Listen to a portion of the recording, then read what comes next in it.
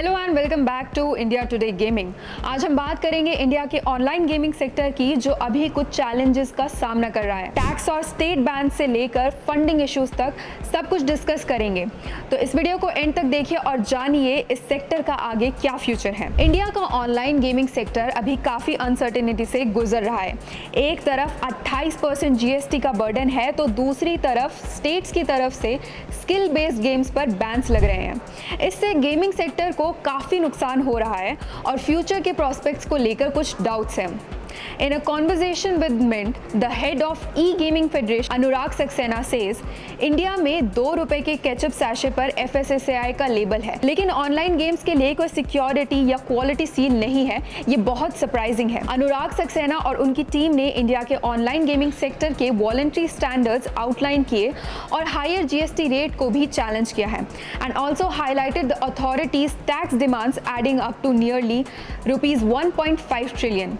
He said an industry must contribute to GST, but the question is how much and on what basis it should be levied. पिछले 5 सालों में India के online gaming industry ने $2.8 billion raise किया है, लेकिन short term funding अब slow हो गई है। And following the 50th GST Council meeting in July last year, the tax authority proposed implementing a uniform 28% GST rate on the full face value for online gaming, casinos and horse racing.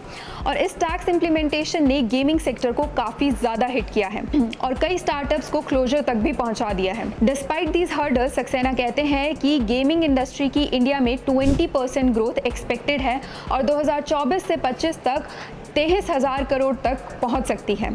E gaming federation कहते हैं कि skill based और chance based games में clear distinction होना ज़रूरी है। Skill based games को legal माना जाता है, जबकि चांस बेस्ड गेम्स को इलीगल कहते हैं। स्किल बेस्ड गेम्स को लग्जरी कैटेगरी में टैक्स किया जा रहा है, जबकि इलीगल बेटिंग कंपनीज बिना स्क्रूटिनी के ऑपरेट कर रही है।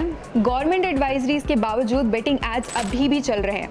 ई गेमिंग फेडरेशन के अकॉर्डिंग एक वाइट लिस्ट होना चाहिए, जिससे गेमर्स इजीली डिस्टिंग्विश कर सके कि कौन सा गेम लीगल है और कौन सा नहीं। इसको टैकल करने के लिए उन्होंने सेल्फ रेगुलेटरी बॉडीज़ का भी सजेशन दिया है। इसके अलावा गेमिंग इंडस्ट्री GST कलेक्शन के प्रोसेस को लेकर एक रैशनल अप्रोच की मांग कर रही है। Adding to what Saxena said, we need gaming regulations that serve both national and consumer interest. Regulations will soon catch up with the seriousness this industry deserves. Once that happens, investments will become more favorable. The size of Indian gaming market is too significant for global investors to overlook. दोस्तों, आपको क्या लगता है कि India की gaming industry के लिए future bright है या चैलेंज से भरपूर? अपने थॉट्स कमेंट सेक्शन में ज़रूर शेयर करें और हाँ, वीडियो को लाइक और चैनल को सब्सक्राइब करना ना भूलें। ऐसे ही गेमिंग अपडेट्स के लिए जुड़े रहिए इंडिया टुडे गेमिंग के साथ।